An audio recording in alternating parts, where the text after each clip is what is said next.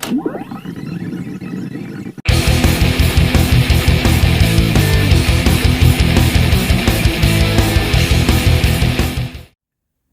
evening, everybody. Welcome back to my channel. Thank you all for tuning in. Tonight, I've got my top 10 favorite albums of all time that I want to share with everybody. This is a hard list for me to come up with. I've been trying for years, pretty much as long as I've been a music fan, to come up with like my top 10 favorite album list, and I can just never quite nail down a satisfactory list, but I've got one here. I think this is a pretty good list. Of course, this will probably change or alter sometime next week, you know, so this is subject to change, but for right now, my top 10 favorite albums, I think I got a pretty solid list here. And I started out, when I was trying to put this list together, I was going through all of the albums I have, all of the bands that I love, and I conservatively had 30 albums to choose from. I got that narrowed down to 11, and then that last cut was just really, really tough. Even before then, I had to make some really hard cuts, some really tough cuts. Albums that I thought were going to be in my top 10 wound up getting cut. So here we go. Unfortunately, only 10 albums fit in the top 10, and that's not a lot. So, but here we go. My top 10 favorite albums of all time. Coming in at number 10, I have Master of Puppets from Metallica. This album, I got this album when I was 14. That's when I was getting into Metallica. It took a while. It took about a year or so. Justice for All was my favorite Metallica album for like the first year that I was a fan, until Master of Puppets then kind of jumped over it. But Puppets has my 3 favorite Metallica songs on it: Battery, the title track, and The Thing That Should Not Be. Then you got Sanitarium, you've got Disposable Heroes, Orion, Damage Incorporated. My least favorite song is Leper Messiah, which is still a good song. So it's a darn solid album. 8 great songs. Everything on here I think is just perfect, peak Metallica. Unfortunately, this would be the last album with Cliff Burton before he passed away. But I think the band is just on fire here. The riffs are awesome. The solos are awesome. James' vocals are kind of peak. I think their songwriting, their creativity is peak. This is definitely the magnum opus, in my opinion, of Metallica. And I love every second of this album here. So number 10 for me, Master of Puppets from Metallica. Shifting gears a little bit, we're going to go number 9. A Boy Named Goo from the Goo Goo Dolls. I am a huge fan of the Goo Goo Dolls. To me, Johnny Rzeznik is one of my favorite songwriters and lyricists of all time. Robbie Takak, of course, is great as well. I always look forward to the Robbie cuts on every Goo Goo Dolls album as well. So it really takes, to me, it takes the two of them. I wouldn't want to remove the Robbie songs that a lot of Fairweather Goo Goo Doll fans seem to not get into them, but I love Robbie. This album here is, I think this is just both Johnny and Robbie at their best. Coming off of Superstar Car Wash, the band was making leaps of improvement on their previous couple albums. You got Hold Me Up, which I think was a massive step up from the first 2 albums. Superstar Car Wash, a massive step up from Hold Me Up. And then this one, a step up from Superstar Car Wash. And this album is pretty much just perfect. Johnny Rzeznik, I think at the peak of his songwriting with tracks like Long Way Down, Naked, Flat Top, I think one of the best songs Johnny Rzeznik has ever written. The big hit, Name, which would change the band's career forever. Ain't That Unusual, one of my favorite deep cuts from the Goo Goo Dolls. Eyes Wide Open. And then Robbie's got some killer songs on here too. Burning Up, I think, is one of his best songs. Personality, Something Bad, and So Long, which is another one of my favorite Robbie tracks. And at the end, you've got 2 pretty cool covers with Disconnected and Slave Girl. So you've got 13 songs, all of them awesome. Again, I love every second of this album. I got this album for my 18th birthday, actually. I went to FYE back when FYE was still worth going to, and I picked this one out. I was really getting into the Goo Goo Dolls at the time, and I've loved this album ever since. So in the number 9 spot for me, I've got Boy Named Goo from the Goo Goo Dolls. Oh, I just realized here I've got 3 birthday albums in a row. From my 18th birthday to my 12th birthday, Aerosmith, Toys in the Attic is going to come in the number 8 spot. I actually kind of thought this was going to be in my top 5, but it only comes in number 8. But still, I think this album is fantastic. Aerosmith's 70s catalog to me is just phenomenal. You got the title track, which is probably my favorite Aerosmith song. Uncle Salty is great. Probably a top 5 Aerosmith song for me there. Adam's Apple. Sure, I'm burnt out on Walk This Way, but it's still a great song. I don't go out of my way for it, but whenever I play the record, it's like, yeah, this is still a really good song. Big 10-inch record's a fun cover. Sweet Emotion, I never get sick of Sweet Emotion. I'm not burnt out on that one at all. No More, I think, is one of Aerosmith's best deep cuts. Round and Round is one of their heaviest cuts. And then the ballad to close things out, You See Me Crying, which grew on me. I didn't care for that song when I first got this album, but I do like it a lot now. Fantastic album. Like I said, I got this one for my 12th birthday, and it's one of those albums to me that every time I play it, I can just be transformed back to turning 12 years old. It was a beautiful spring, late April day.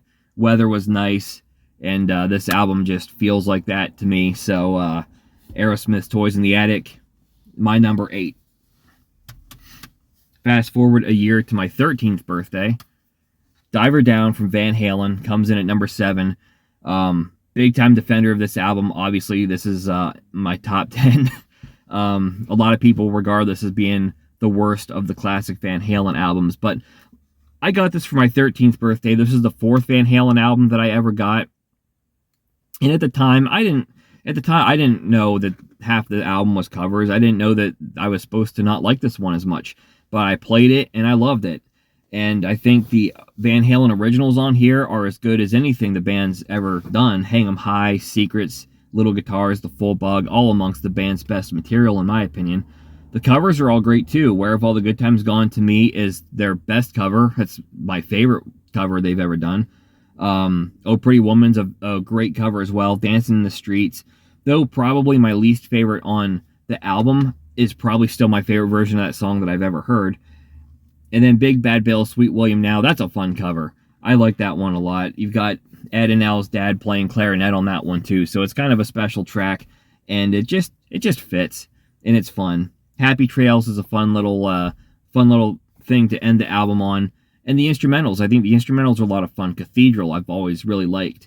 Intruder is great, and Little Guitars is awesome as well. So, solid album, regardless of the filler, regardless of the covers or the instrumentals or whatever anyone else says to bring this album down. I think this album is all awesome. I think it's all killer. I love every second of it, and just a fun summertime album.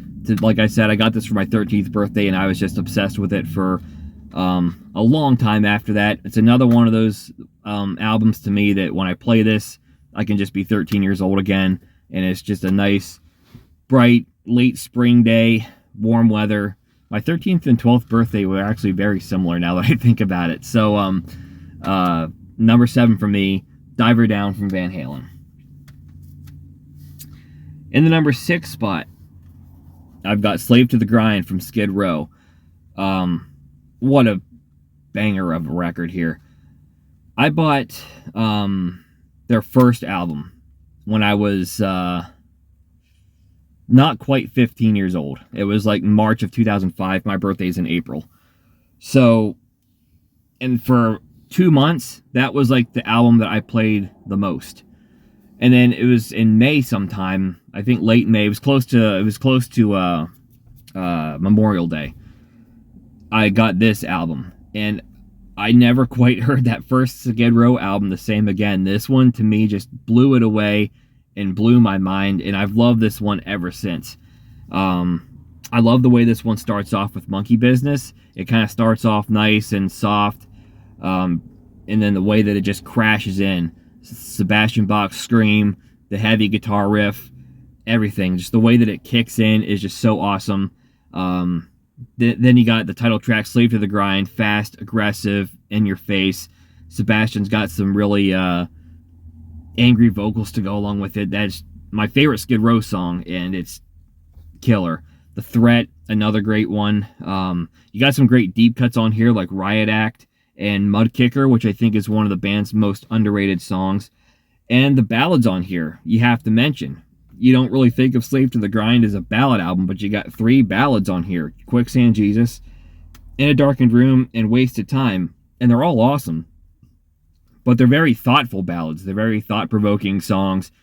They're deeper songs. They are not I Remember You Part 2 and Part 3 and Part 4. They are great songs, thought-provoking. You've got Wasted Time, which is a great way to close the album. You've got some great vocals from Sebastian on that one, kind of dealing with losing somebody to addiction. Quicksand Jesus, kind of deep thoughts on religion and kind of the religious system out there. In a Darkened Room, probably my least favorite of the 3 ballads, but still very good. So you got just great stuff up and down. Sebastian's voice is just spot on. The band is killing it. I forgot to mention Living on a Chain Gang. I love that song. It's one of my favorite songs on here. I love the background. I love the backing vocals there. Sebastian sings the hell out of it. Yeah, if there's anything on here that's not top-notch to me, it's Get the F Out. I think that song's a little juvenile. I could do without it. It doesn't ruin the album. Thankfully, it's not like a long song. It's a pretty short track, so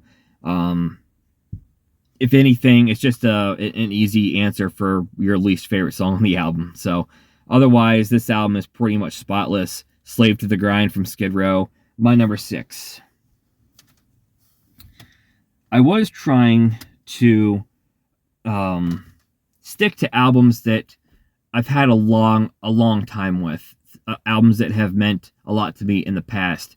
Of course, my collection is growing every, well, not every day. That would be nice, but I don't have that kind of money. But my collection keeps growing and growing, and I get more albums that I love, and there's plenty of albums that I've gotten within the last couple of years that I would love to have put in here, but I tried to, for this list, favor albums that are a little bit more nostalgic. But there's one album to me that I definitely had to put in here, and it's had, of all the great albums that I have discovered and bought in the last couple of years, I think this is the one that really, really jumped out at me. I played this one pretty much to death the last couple of years, and I'm still not really sick of it. And this is an album that I had heard in bits and pieces. I had heard songs prior to getting it. I picked the album up because I saw it for $3 at the record store, and I thought, oh, it'd be cool to pick this one up. And to my surprise, I played it, and I just couldn't get enough. And I'm to the point now where I think all 12 of the songs on here are absolutely freaking amazing. I'm talking about Dog Eat Dog from Warrant. This is going to be my 5th favorite album of all time. Like I said, I think every track, all 12 tracks on here, fantastic. You've got songs like Machine Gun and Bonfire, which I think would not feel out of place on Cherry Pie. Heck, if you could have taken off Cherry Pie and replaced it with one of those 2 songs, that album's right up there. Hole in My Wall is really cool. That's another one that I had heard before. April 2031, and Andy Warhol was right.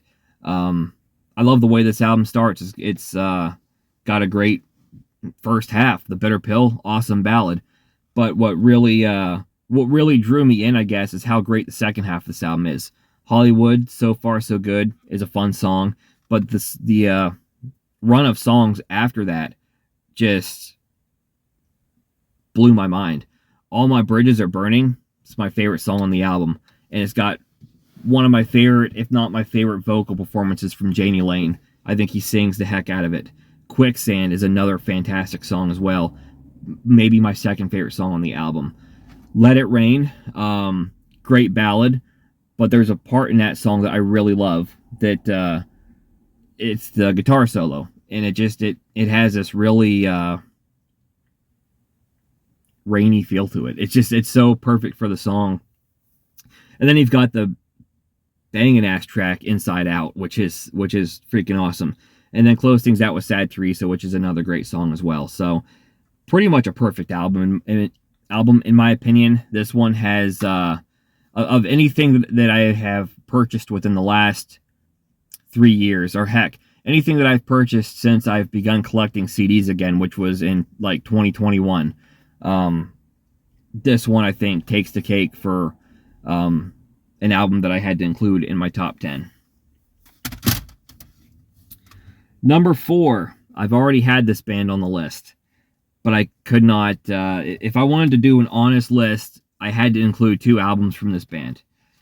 And the other album that I've already talked about for a long time, I considered my favorite album from them. But as I was putting this list together and I was thinking about like the impact that each album has had on me, I had to make a little bit of a switch. Number 4, Fair Warning from Van Halen. This was the third Van Halen album I ever owned. I got this one right before Diver Down, about a month and a half before I got Diver Down. And this one just blew me away. The first 2 Van Halen albums I owned was the first one and 5150. I loved Van Halen 1. 5150, it was all right. I wasn't as crazy about that. And to this day, I'm still not a big 5150 guy. I don't hate the album, but I don't love it as much as most people. And then I will never forget this as long as I live. And this is maybe why I had to leapfrog it and put this one up a little higher than Diver Down. But it was a Sunday morning. I was not quite 13 years old. I was like a month and a half away from turning 13. And my mom was getting ready to go to Walmart, which the Walmart closest to us was 25 minutes away. And I was staying home with my dad. And I just asked my mom if she would buy a CD for me. Not really expecting her to say yes, but she did say yes.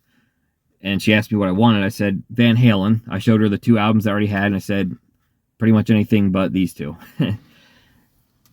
But in my mind, I had certain ones that I was really hoping for. I was really hoping for Diver Down.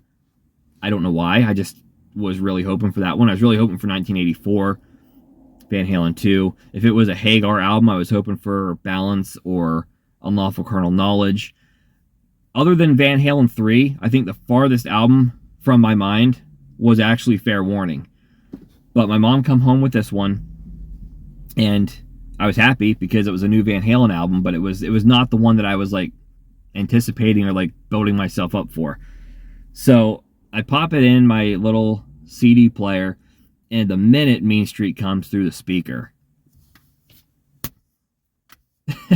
I have no better way to describe it. Just that guitar solo, the way that it comes in is so awesome. And then it goes into one of the baddest ass riffs I've ever heard in my life. And David Lee Roth's delivery on Mean Street, I mean, that is just a prime example of why Van Halen, the classic Van Halen, was just so perfect and so awesome.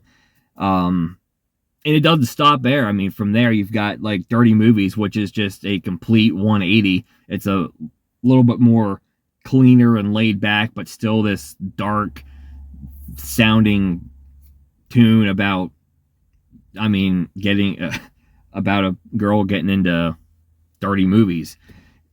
It's completely different than Mean Street, yet it feels so perfect.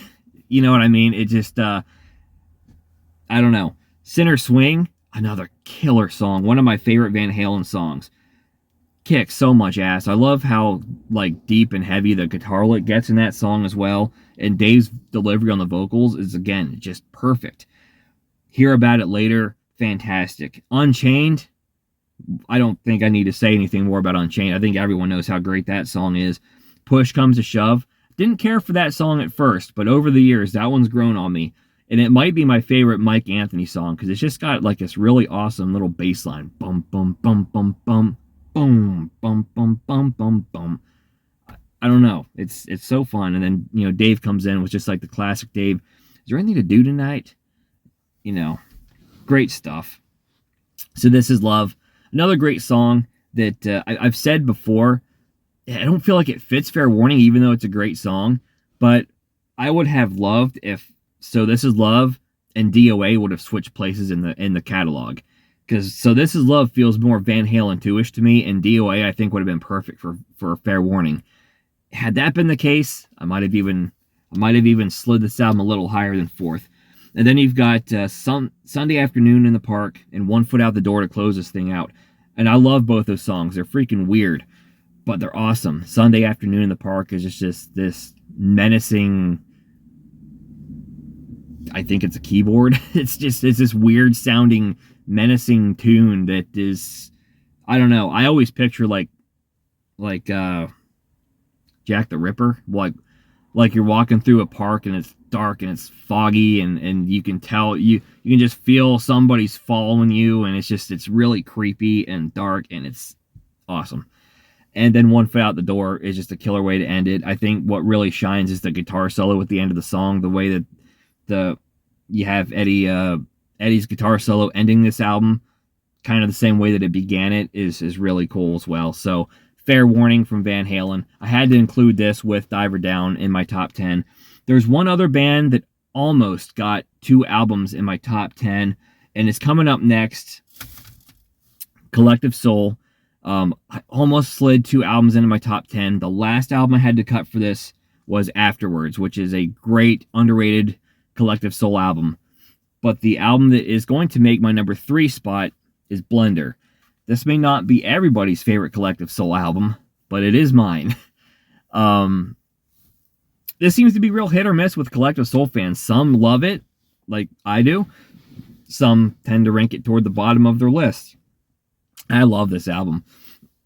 It took me till I was 20 to get into Collective Soul for whatever reason. I don't know why it took me so long, but when I started getting into them, I heard Welcome All Again on the radio, and that was kind of like the new song at the time, and I thought I really liked it. And then not long after I heard that on the radio, I heard Why Part 2, and I never heard that song before. And that was just like one of those perfect songs at the right time.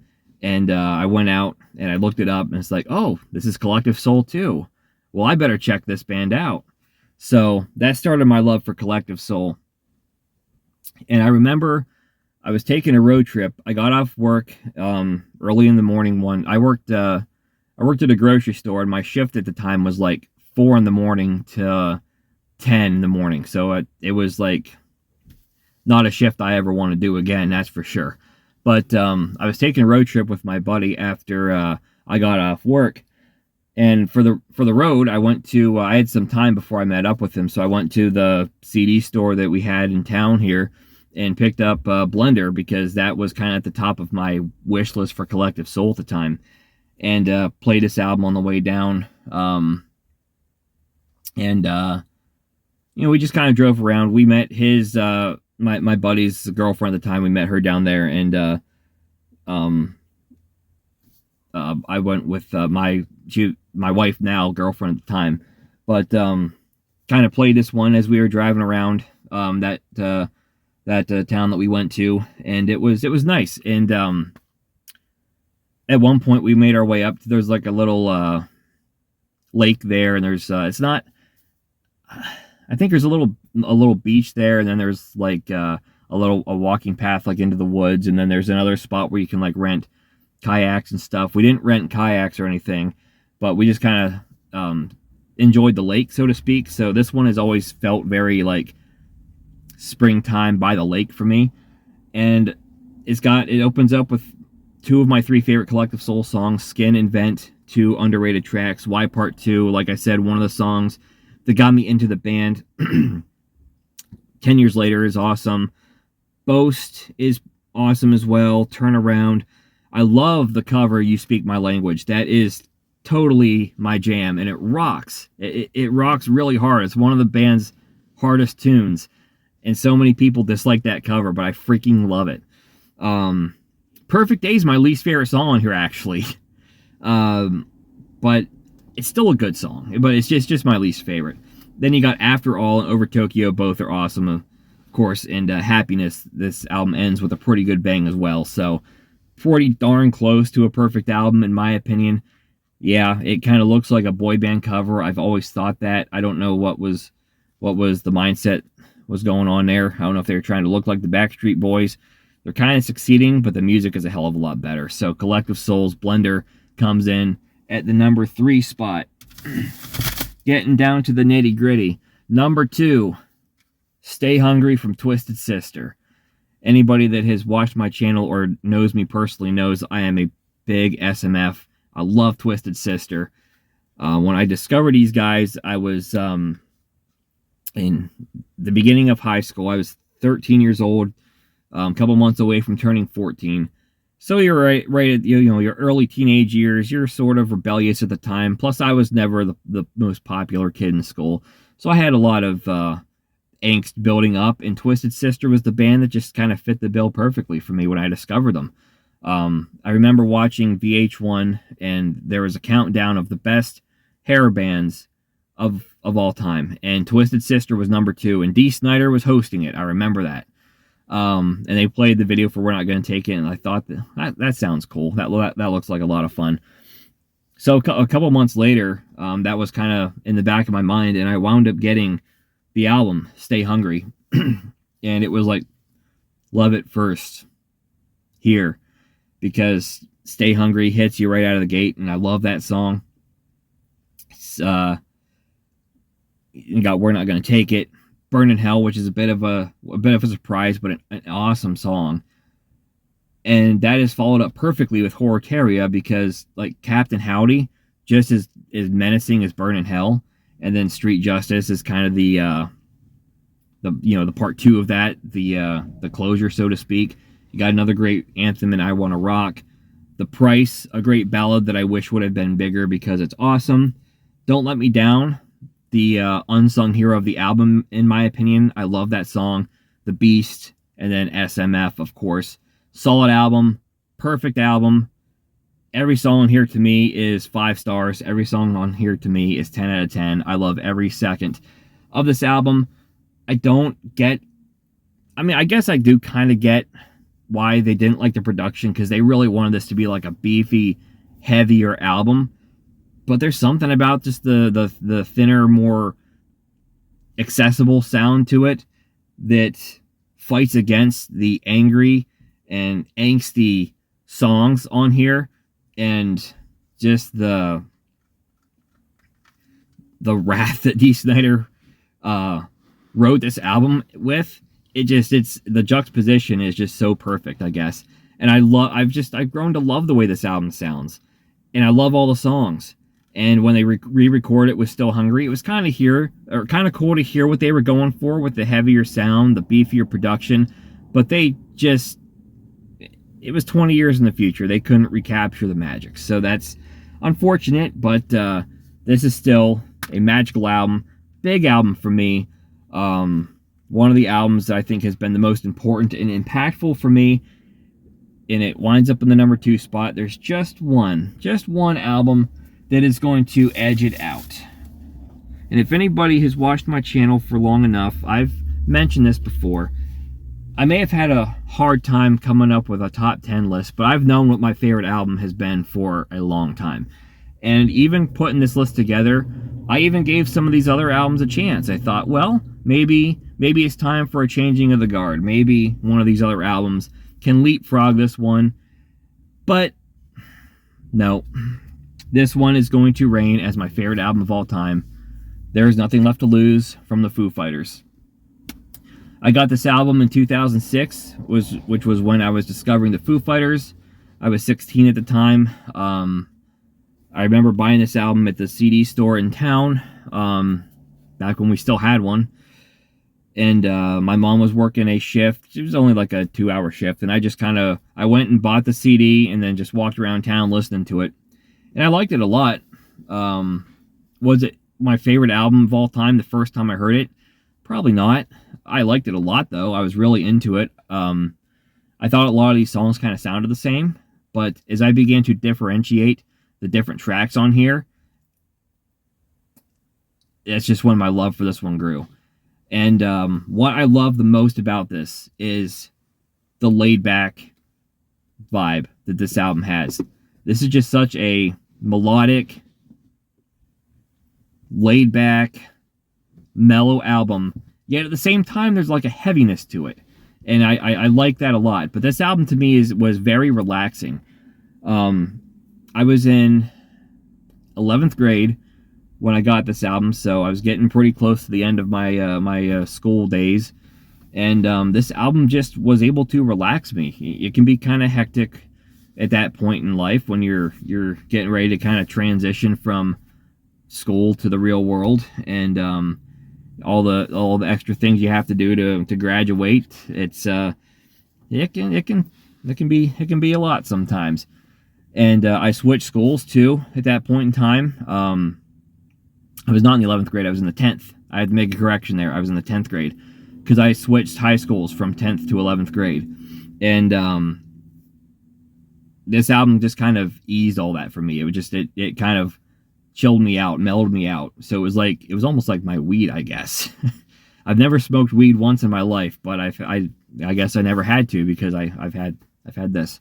But all joking aside, I love Stacked Actors. The way this thing opens, it's a kind of aggressive David Grohl spilling out his dislike for how fake Hollywood can be, and I'm no different. I've never been a big Hollywood fan. I've also never been a fan of fake peers in school, and that's kind of how I related to that song.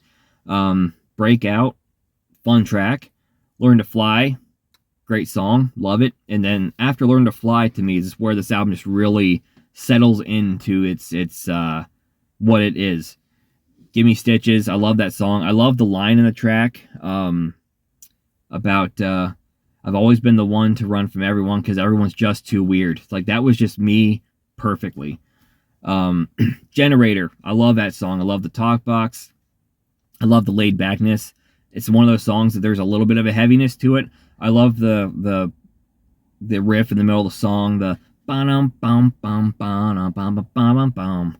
I love that part as well. Aurora, one of the band's most underrated tracks in my opinion. Living Skin, last song written for the album. David Grohl said he wrote it in like 2 hours because he came up with a riff and he loved it and wanted to include it, and thank God he did because I love this song. And I love that riff too. It's another one of these kind of laid back yet kind of heavy tunes. It's actually one of my favorite songs on the album, actually. Next Year, I love that one. It's just so mellow, so laid back. Headwires. I remember reading somewhere Dave Grohl wrote this. I want to say it was a Pink Floyd album, which is funny because I can't stand Pink Floyd. But he was writing it about like his love for, I forget what album it is. I'm almost certain it's a Pink Floyd album though. And it's funny because that's exactly the way he was talking about it, and the words of the song is how I feel about this album. So it's like this album's own tribute to itself in my own mind. Ain't It the Life, really laid back, relaxing tune. I love that one a lot. And close things out with MIA, which is another great song. And then the bonus track, Fraternity, which isn't on my copy here. It's like, I think it's an Australian bonus track. Great song. You could include that here, and it's still a perfect album to me. I love every second of this. And I came into this with an open mind, thinking maybe something would top it. But at the end of the day, this reigns supreme. This has been my favorite album for 19 years now. And I don't think there's any sign of it slowing down. So my favorite albums of all time, there you have it. Let's recap real quick, I guess, here. I put all my CDs down on the seat next to me, so I gotta get them back here in order. All right, number 10, Master of Puppets. Number 9, Boy Named Goo. Number 8, Toys in the Attic. Number 7, Diver Down. Number 6, Slave to the Grind. Number 5, Dog Eat Dog. Number 4, Fair Warning. Number 3, Blender. Number 2, Stay Hungry. Number 1, There's Nothing Left to Lose. All awesome stuff. So many more albums I wish I could have included, but like I said, this list is subject to change. It might even change by the time I post this video. I don't know. But if you like this kind of content, give me a thumbs up. Subscribe to my channel for more videos like this in the future. And of course, as always, let me know in the comments below what your 10 favorite albums of all time are, and I will catch you in the next video.